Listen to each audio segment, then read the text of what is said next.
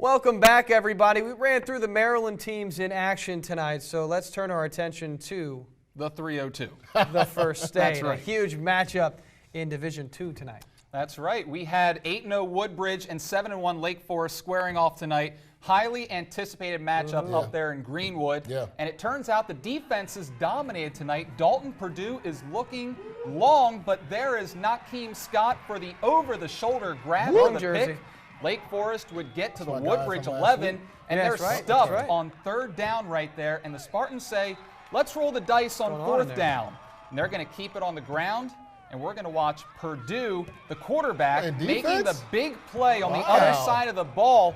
Now, guys, we see guys making big plays on one side. They go to the other side. He's doing what he does best. Purdue's going to find Jalen Morris for the 31-yard catch and run. The Bridge finally gets in the end zone. It was 7-0 at the half. Now to the second half. My man, number 5, Damian Galindez, going to the air. The Blue Raiders got something sizzling in the secondary. Jaden Bacon picking that one off. How about that? Nice script, Brandon. Later more, like the turnover issues continue for Lake.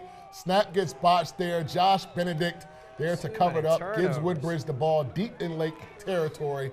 The handoff goes to Jaquan Massey. And that young man, when he gets the ball, you know where he's going. He's going to the end zone. Blowing kisses to the crowd. I see you, number 3. Woodbridge, a dominant performance on defense. They win this one by a final of 21-0. I mean, all you got to really say is First State dominance because Woodbridge has been fantastic all year. They get another challenge, and they silence the competitor once again. Yeah, that was a very good win. We talked about what Lake was unable to do against Delmar all week long and how they would match up against Woodbridge. Saw a 7-0 score from your tweets up there early on and wasn't sure what was going on. They got it together at the end, but we got to give Lake some credit as well. Oh, definitely. There was a lot of great defensive plays by Lake made tonight. They kept the score close. They even moved the ball through the air against Woodbridge tonight. Kept it close, 7-0. And at halftime, right before half, they were down on the 1-yard line. The clock expired going into half, so it could have been tied going into the break, but Woodbridge, they've been doing really well this year against teams 500 or better. They're 5-0, 110-27 is what they've outscored opponents so far this season.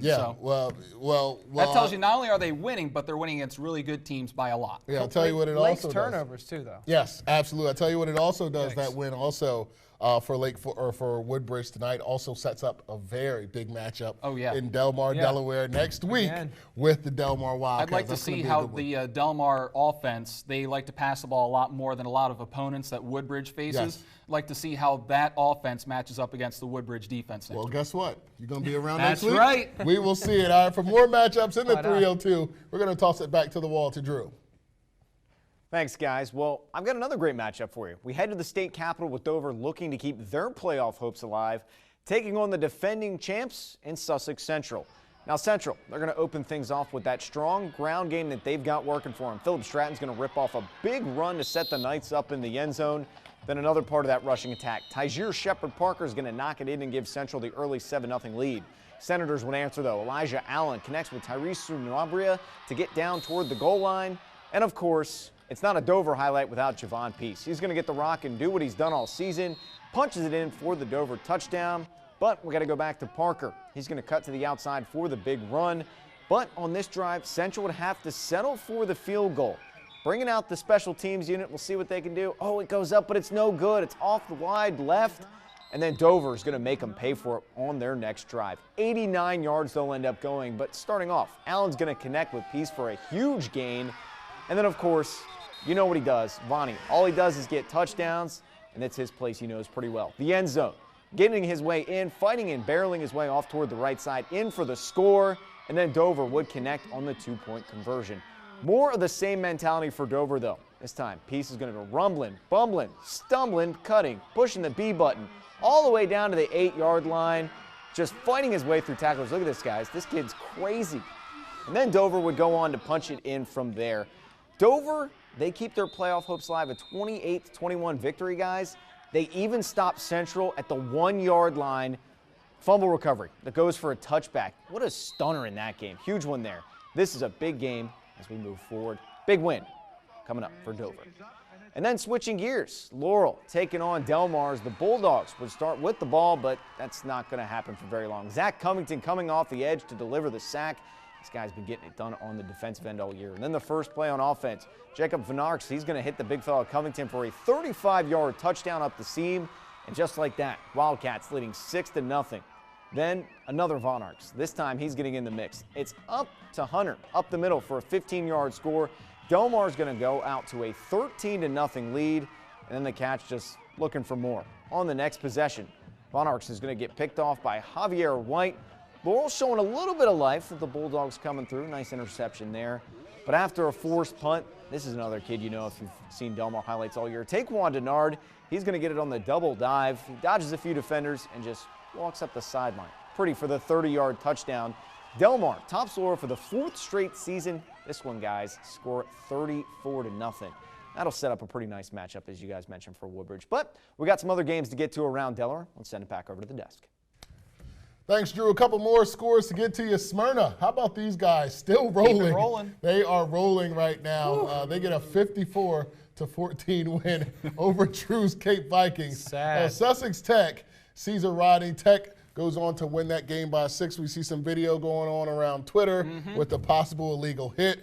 We won't talk about it much here. But Sussex Tech getting the win. And the other game we have to get to, Red Lion, they defeat Seaford 52-12. That's right. And then Milford and Polytech, they were canceled because Polytech has decided to finish the season and forfeit the rest of their games. Absolutely. The way it goes sometimes. So let's kind of take a look back here because, you know, obviously the defending champs go down, Central loses, and Dover had to have it. So they look desperate. Central looked a little bit flat, and then you got Woodbridge taking a victory. Yeah, you know, I don't know what Coach Rudy Simonetti has told his guys at Dover on what their playoff chances are. They are slim to none, in my opinion, still. As many teams as they knock off, they just did not get enough wins to start this year. But give them credit for what they were able to do against the defending champs, and Sussex Central has been rolling people this year. Definitely. Central, they're 7-2. They're going to the playoffs. Dover, they go to 5-4. Now they have Caesar Rodney next week. They should be able to get to 6-4. Is that enough, though? Maybe squeak in. There's only 6 teams that make it in D1. We don't know about that. All you can do is just beat the teams in front of you. Absolutely. But good job by Dover. Javon Peace just putting the team on his back, literally. It would be wonderful to see Javon Peace in the D1 playoffs. I'll leave it at that. Yeah, I mean, he has looked like he's played with a level of desperation all year, but certainly tonight. All right, when we return, Chief Meteorologist Daniel Johnson will let you know how your first weekend in November is looking, plus a serious story. An 11-year-old overdosed on heroin in a trailer park, and you'll never guess where he got the drug. Hi, my name is Zach Covington. I go to Delmar High School, play tight end, and you're watching Delmarva Sports Insider.